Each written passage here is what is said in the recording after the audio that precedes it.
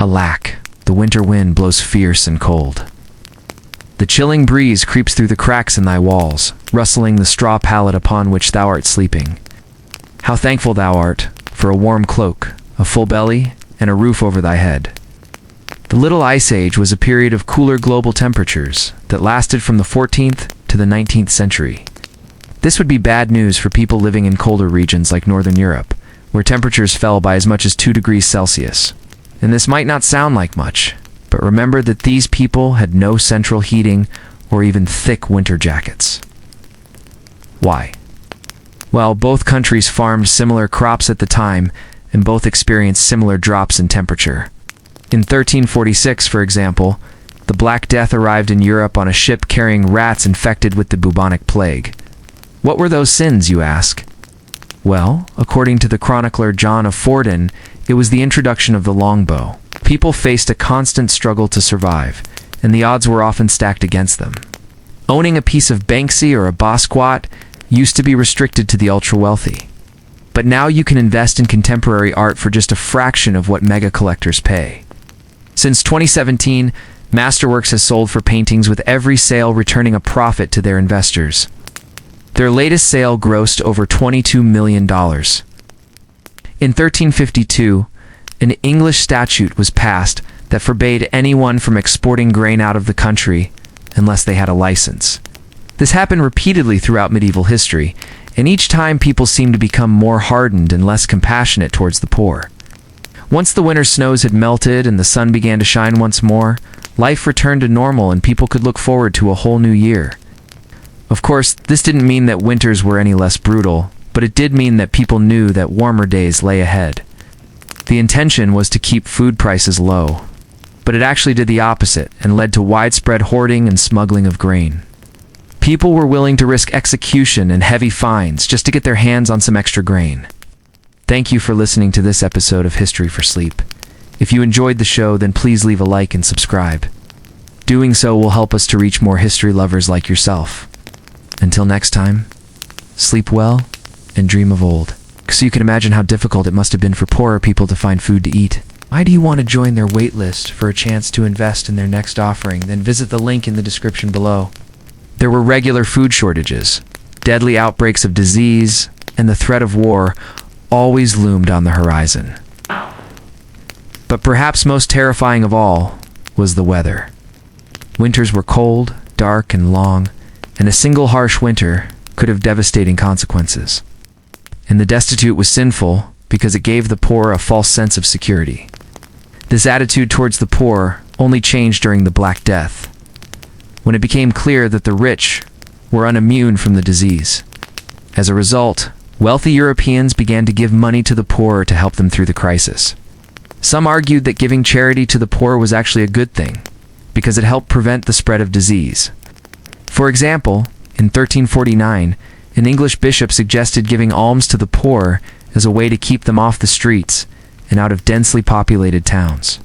He wrote, "What new and strange thing is this, that men are forbidden under the penalty of the utmost pains of death to use a certain weapon called a longbow, the sinews of whose bow are so strong and so well tempered that they shoot farther than any other bows and may bring a man to death. Estor, at a great distance." Was there anything that people did to make matters worse? Unfortunately, the answer is yes. Much of the medieval world was built on the idea of communal responsibility. People worked together for the good of the community, whether that be in farming, building, or defending their town.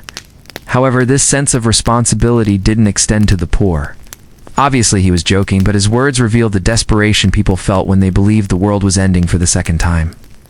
These rats spread the disease across the continent, killing around 30 to 50% of people in some areas. The plague would come and go in waves for the next 5 years, eventually killing an estimated 75 to 200 million people. Food shortages and crop failures continued throughout the 14th century, leading to more hardship and more famines. But Spain benefited from the North African kingdoms at the height of their power, such as the Almohad Caliphate, who introduced new farming technologies to the region. They constructed ingenious irrigation systems that allowed them to water their fields regardless of rainfall, meaning they could grow more food and feed their people. Meanwhile, England relied on a 3-field system of farming. This is where the land was divided into 3 sections. One section was used for planting crops like wheat and barley. Another section was used for pasture for livestock. And the third section was left to lie fallow or simply rest until it was ready to be farmed again. This meant that there was always 1/3 of English farmland that wasn't producing anything, which was bad news when food was already in short supply. During such cold snaps, rivers froze over, crops failed, and people struggled to find enough food to eat. But even so, the night is long, and the morrow may bring famine, pestilence, or war.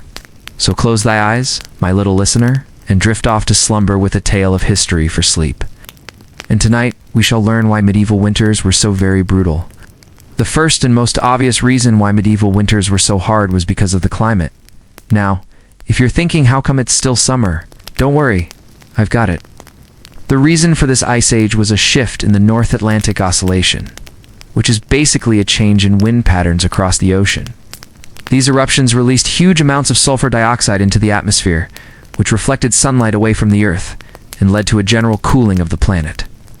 In 1315, for example, an eruption in Indonesia unleashed around 36 billion cubic feet of ash and gases into the atmosphere. While this didn't cause the Little Ice Age all by itself, it led to what became known as the Great Famine of 1315 to 1317. Crops failed across Europe, which caused widespread starvation and death. Some areas suffered more than others, however. When the oscillation shifts into its negative phase, winds blowing across the Atlantic carry heat from the tropics towards the equator. But when it shifts into its positive phase, as it did during the Little Ice Age, those same winds carry cold air down from the Arctic Circle. This would have led to harsher winters and milder summers across northern latitudes. However, it wasn't just an atmospheric phenomenon that made medieval winters so brutal. It was also caused by massive volcanic eruptions. During the Little Ice Age, there were several large volcanic eruptions in places like Iceland and the Eurasian Islands. For example, while the Great Famine killed between 10 and 25% of the population in England, only 0.5% of people died in Spain. But the medieval world had other problems besides famines. There were also frequent wars and conflicts which displaced people and disrupted trade. In fact, things got so bad that when the Black Death hit England for the second time in 1368, people began to believe that it was God's punishment for the sins of man. All of this is to say that the medieval world was a dangerous place to live, especially during the winter months. Huddle down in your bed and try to stay warm. But before we continue, let me tell you about today's sponsor, Masterworks. Okay, so we've established that medieval winters were brutal due to natural causes, but what about human causes? In fact, the medieval church actively encouraged people to ignore the less fortunate.